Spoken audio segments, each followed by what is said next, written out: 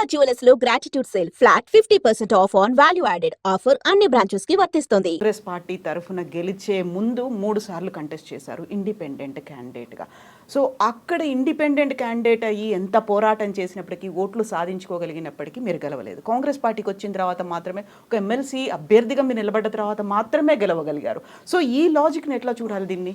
నల్గొండ ఖమ్మం పట్టభద్రుల ఎమ్మెల్సీ ఎన్నికల్లో Teenmar మల్లన్నను గెలిపియలే Congress party B form, మల్లన్ననే Congress పార్టీని గెలిపించింది. అక్కడ నేను ఇండిపెండెంట్గా పోటీ చేస్తే ఇంతకంటే రెట్టింపు ఓట్లు వచ్చేటి నాకు. మరి ఎందుకు కాంగ్రెస్ పార్టీ అప్పుడు? అంటే ఈ కాస్ట్ సెన్సస్ చేస్తా అని రాహుల్ గాంధీ గారు ఏదైతే మాట చెప్పారో, కాస్ట్ సెన్సస్ చేసి 42% రిజర్వేషన్ ఈ వర్గాలకు ఇస్తా అనేటువంటి రాహుల్ గాంధీ గారి ఆలోచన గెలవాలనుకున్నా కాబట్టి ఆ పార్టీ కోసం వర్క్ చేసిన. రాహుల్ గాంధీని అప్రోచ్ అయ్యారా, కలిసారా? కులగణనకు సంబంధించి జరిగిన అవకతవకలు, తప్పుడు లెక్కలు ఇచ్చాము. ఏమన్నారు? అందుకే కదా మళ్ళీ సర్వేకి ఆదేశించింది. పర్సనల్గా మీకు వచ్చినటువంటి అష్యూరెన్స్ కావచ్చు, ఏం మాట్లాడారు అనేది.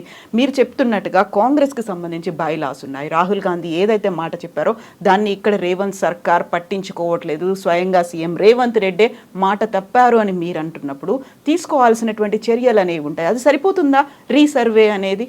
మళ్ళీ మీకు నమ్మకం ఉందా? అంటే విషయం ఏంటంటే ఇది సరిపోదు అనే విషయాన్ని కూడా మళ్ళీ పంపించాం. మళ్ళీ దీన్ని దేనికోసం వాడుతున్నాను అనేటువంటి విషయాన్ని కూడా పంపించడం జరిగింది. అందుకోసమే ఈ ప్రభుత్వాన్ని నమ్మకుండా ఏకంగా రాహుల్ గాంధీ గారి ఒక సపరేట్ కమిటీ నియమించిన దీని మీద, దీన్ని అబ్జర్వ్ చేయడానికి. వాళ్ళ పని వాళ్ళు చేస్తూ ఉన్నారు. ఇక్కడ ఒక విషయం ఏంటంటే రాహుల్ గాంధీ గారు దేశవ్యాప్తంగా కులగణన అంటూ ఉన్నాడు, పార్లమెంట్లో బీసీల ఇస్సా గురించి మాట్లాడుతూ ఉన్నాడు, వాళ్ళ వాటా రావాలంటూ ఉన్నాడు. ఆయన మాట్లాడిన ప్రతిసారి ఈ తెలంగాణలో కాంగ్రెస్ పార్టీ ప్రభుత్వం ఏర్పడి December 7, 2023 ఆ రోజు నుంచి December 20 ఇప్పుడు ఫిబ్రవరి వరకు రాహుల్ గాంధీ గారు అక్కడ బీసీల గురించి మాట్లాడితే ఇక్కడ లోకల్ పేపర్లో వార్త రాదు. దాని మీద రీసెర్చ్ చేసినాం మేము. రీసెర్చ్ చేసి 18 పేజీల రిపోర్ట్ తయారు చేసినాం. అంటే ఏ రోజు రాహుల్ గాంధీ గారు ఢిల్లీలో ఈ అంశం గురించి మాట్లాడాడు, ఇక్కడ తెలంగాణ రాష్ట్రంలో కాంగ్రెస్ పార్టీ ప్రభుత్వం యాడ్స్ తీసుకుంటున్నటువంటి పత్రికలు, మీడియా రాహుల్ గాంధీ గారి వార్తను ఎందుకు కవర్ చేయట్లేదు అనేటువంటి కోణంలో దీన్ని యాంగిల్లోకి తీసుకపోతే ఇక్కడ బీసీ అనేటువంటి టాపిక్ను ఈ పత్రికలు దాచిపెట్టడానికి ఇక్కడ ఉన్నటువంటి ప్రభుత్వం అడగాలి కదా. నాయకుడు రాహుల్ గాంధీ గారు అంత పెద్ద మాట మాట్లాడితే ఫ్రంట్ పేజీలో ఎందుకు వస్తలేదని చెప్పాలి కదా. అది చెప్పలేదు కాబట్టి మీ ఆలోచన ఇక్కడ ఇంప్లిమెంట్ చేయడానికి వీళ్ళకి ఇష్టం లేదు అనేటువంటి రిపోర్ట్ను 18 పేజీల రిపోర్ట్ పంపించడం జరిగింది. ఎవరికి ఇష్టం లేదు? పత్రికలక? ప్రభుత్వానికి. ప్రభుత్వం ఒత్తిడి తెస్తుందా వాళ్ళ మీద? నేనేమంటున్నా, ఇప్పుడు ఒక పత్రికకు యాడ్స్ ఇచ్చినప్పుడు ప్రభుత్వం కొంత ఫేవర్ కోరుతుంది, మంచి చూపించమని లేకపోతే మా వార్తలు కవర్ చేయమని కోరుతుంది సహజంగా. ఇవ్వాలా ఇవ్వద్దు అనేది పత్రికలు ఇష్టం. కానీ రాహుల్ గాంధీ గారు ఈ దేశంలో జరగాల్సిన భారీ మార్పు గురించి మాట్లాడినప్పుడు ఇక్కడి పత్రికలను ఆ వార్త కవర్ చేయించే విధంగా ప్రయత్నం చేయాల్సినది రాష్ట్ర ప్రభుత్వం. అది చేయడం లేదు. అంటే మీ ఆలోచన ఇంప్లిమెంట్ చేయడానికి వీళ్ళకి ఇష్టం లేదు కాబట్టి ఆ ప్రయత్నం చేయట్లేదు అనేటువంటి రిపోర్ట్ను విత్ ఆధారాలతో పంపించడం జరిగింది. సో స్వయంగా కావాలని సీఎం రేవంత్ రెడ్డి అక్కడ మేనేజ్ చేస్తున్నారు, లేకుంటే ఒత్తిడి తెస్తున్నారు, అది కవరేజ్ లేకుండా చూసే ప్రయత్నాలు జరుగుతున్నాయి అక్కడ అనుకుంటున్నా నేనైతే.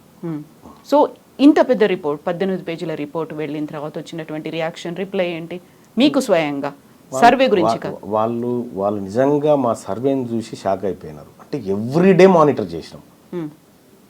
ఒక ఏడాది 3 నెలల కాలం పాటు ప్రతిరోజు ఈ దేశాన్ని రాహుల్ గాంధీని మానిటర్ చేసినాం. మా టీంతో మానిటర్ చేసి ఒక రీసెర్చ్ రిపోర్ట్ తయారు చేసినాం. చేసి ఇచ్చినప్పుడు నిజంగా వాళ్ళు షాక్ అయ్యారు, ఏంది ఇంత వర్క్ చేసినారా అని. అంటే విత్ డేట్స్ కూడా వేసినాం, మళ్ళీ డేట్స్ ఎవిడెన్సెస్ కూడా వేసి అవి కరెక్ట్గా తీసి పెట్టినాం అన్నట్టు. అంటే రాహుల్ గాంధీ గారి ఆలోచన ఇంప్లిమెంట్ అయితే ఈ దేశం దశ మారిపోతుంది అనేటువంటి ఒక ఆలోచన మాకుండే కాబట్టి ఎందుకు ఆయన ఆలోచన కింది స్థాయికి పోతలేదు అనేటువంటి ఒక చర్చ వచ్చినప్పుడు ఇవన్నీ మేము చేయడం జరిగింది. సో దేశం దశ దిశ మార్చాలి అనే ఆలోచన రాహుల్ గాంధీకి ఉంది, బట్ రేవంత్ రెడ్డికి రాష్ట్రం దశ దిశ మార్చాలనే ఆలోచన లేదా? ఆయన ఏవి కులగణన లెక్కలు మార్చే ఆలోచనలు ఉన్నాడు కానీ దశ దిశ మార్చే లెక్కల్లో లేడు ఆయన. ఒకవేళ దేశవ్యాప్తంగా కాంగ్రెస్ పార్టీ వస్తే లాభమే కదా వీళ్ళకి కూడా. కాంగ్రెస్ పార్టీకి, రాష్ట్ర కాంగ్రెస్కి, రేవంత్ రెడ్డికి, ప్రభుత్వానికి? నేను ఒకటి చెప్తాను మేడం, నరేంద్ర మోడీ ప్రభుత్వం బోటాబోటి మెజార్టీతో మనకు గెలవడం జరిగింది. తెలుగుదేశం పార్టీ, ఆ తర్వాత అటు ఏది ఈయన ఈయన ఉన్నాడు కదా బీహార్ ముఖ్యమంత్రి నితీష్ పార్టీ, ఈ రెండు పార్టీ లేకపోతే ప్రభుత్వం లేదు. తెలంగాణ రాష్ట్రంలో ఊహించని విధంగా 8 ఎంపీ సీట్లను బీజేపీ గెలుచుకోగలిగింది. అందులో ఈ 8 అప్పటికే కాంగ్రెస్ పార్టీ ప్రభుత్వం ఇక్కడ ఎస్టాబ్లిష్ అయింది. ఆ తర్వాత ఎంపీ ఎలక్షన్స్ వచ్చినాయి. ఈ ఎంపీ ఎలక్షన్లో ఈ 8 సీట్లను గనక కాంగ్రెస్ పార్టీ కట్టడి చేయగలిగితే, ఇక్కడ రేవంత్ రెడ్డి గారు కట్టడి చేయగలిగితే, ఇవాళ ప్రధానమంత్రి అక్కడ ఉండే పరిస్థితి లేకుండే నరేంద్ర మోడీ గారు. ఇవాళ మీరు సిట్టింగ్ ఎంపీగా ఉన్నటువంటి మల్కాజ్గిరి నియోజకవర్గం కాంగ్రెస్ ఓడిపోయింది. మీ సొంత నియోజకవర్గంగా ఉన్నటువంటి మహబూబ్ నగర్ పార్లమెంట్ను కాంగ్రెస్ ఓడిపోయి బీజేపీ గెలిచింది. మీరు ఇన్ఛార్జిగా ఉన్నటువంటి చేవెళ్ళ పార్లమెంట్ నియోజకవర్గంలో బీజేపీ గెలిచింది. అంటే ఇట్లా మీరు ముఖ్యమంత్రిగా ఉండి మీ స్థానాలని గెలిపించలేక భారతీయ జనతా పార్టీకి 8 సీట్లు ఇవ్వడం వల్ల ఇలా ఆయన ప్రధానమంత్రిగా ఉన్నాడు. మీరు కరెక్ట్గా పనిచేస్తే రాహుల్ గాంధీ గారే వచ్చేటోడు కదా. ఎజెండా ఉందా రేవంత్ రెడ్డికి పర్సనల్గా? ఉండొచ్చు, లేకుండా ఎట్లా ఉంటారు. ఇదే ఇవాళ ఇంకా అదే కాదు, కరీంనగర్ గ్రాడ్యుయేట్ ఎమ్మెల్సీ ఎన్నికలు జరుగుతూ ఉంటే రేవంత్ రెడ్డి గారు ఎవరైనా పోతే మన అభ్యర్థి అనుకుంటే, మా అభ్యర్థి మంచోడయా, చాలా ప్రజలకు సేవ చేస్తాడు, ఇతని వల్ల మంచి జరుగుతుంది, పట్టభద్రులకు మంచి జరుగుతుంది, మీ కష్ట సుఖాల్లో అండగా ఉంటాడు, నన్ను నమ్మండి, ఇతను కోటేయండి అని చెప్పాలి. కానీ నువ్వు కరీంనగర్లో మీటింగ్ పెట్టి ఈయన గెలిచినా ఓడిపోయినా పెద్ద సంబంధం లేదని చెప్పి అక్కడ భారతీయ జనతా పార్టీ అభ్యర్థి గెలుపుకు పరోక్షంగా సహకారం చేసినట్టే కదా. సీఎం కదా, ఇంటెలిజెన్స్ రిపోర్ట్స్ అవి ఉంటాయేమో, అక్కడ బీజేపీ క్యాండిడేట్ కి మెజారిటీ వస్తుంది. అటువంటప్పుడు పోవడం దేనికి, పోయి మాట చెప్పడం దేనికి? ఇప్పుడు మీ అభ్యర్థి, మీరు పెట్టుకున్న అభ్యర్థి కన్నీళ్లు పెట్టుకొని నన్ను వీళ్ళందరూ కలిసి మోసం చేసినారని చెప్పే పరిస్థితి ఎందుకు వచ్చింది? ఎక్కడైనా కూడా ఈయన గెలిచినా గెలవకపోయినా పెద్ద ప్రాబ్లం లేదని చెప్పడం అంటే ఏందన్నట్టు దాని అర్థం. నువ్వు అమ్మ పెట్టది అడుక్కోనియదన్నట్టు ఆయన సంపాదించుకున్నటువంటి సానుభూతి అంతా కుప్పగూల్చొస్తుంది మీదకెళ్ళి. సిట్టింగ్ స్థానాన్ని కోల్పోవాల్సిన పరిస్థితి వచ్చింది కదా. ఇన్ని జరుగుతున్నాయి, మీరు ఒక రిపోర్ట్ ఇచ్చారు, క్యాంపెయినింగ్లో కూడా ఆయన మాట్లాడుతున్నారు, ఇవన్నీ అధిష్టానానికి తెలీదా? అందుకే అధిష్టానం తన పనిలోకి దిగింది. అందుకే మీనాక్షి నటరాజన అందుకే వాళ్ళ పనిలోకి దిగినరు. అందుకే రేవంత్ రెడ్డి గారికి కొద్దిగా ప్రాధాన్యత తగ్గించినట్టు కనిపిస్తూ ఉంది.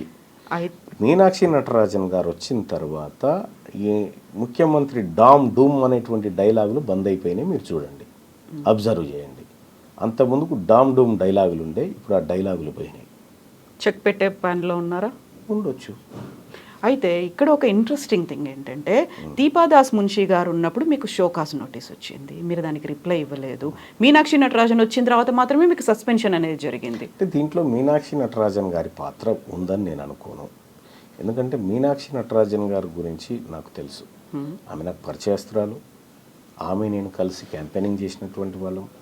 ఆమె సిన్సియర్ కాంగ్రెస్ పార్టీ కార్యకర్త. అయితే దీపాదాస్ మున్షి గారు ఉన్నప్పుడు షోకాస్ నోటీస్ ఇచ్చినప్పుడు కూడా మున్షి గారు నాకు చెప్పినారు, ఏమనంటే మల్లన్నజీ ఐసా లేలో బాస్ అన్నది. అంతే, లేలో బాస్ జవాబు నైదేనా అన్నారా? సరే, ఆమె చెప్పాల్సింది చెప్పి. ఆ తర్వాత మీనాక్షి నటరాజన్ గారు ఆమె వచ్చిన తర్వాత నేను కూడా మాట్లాడడం జరిగింది అన్నారు.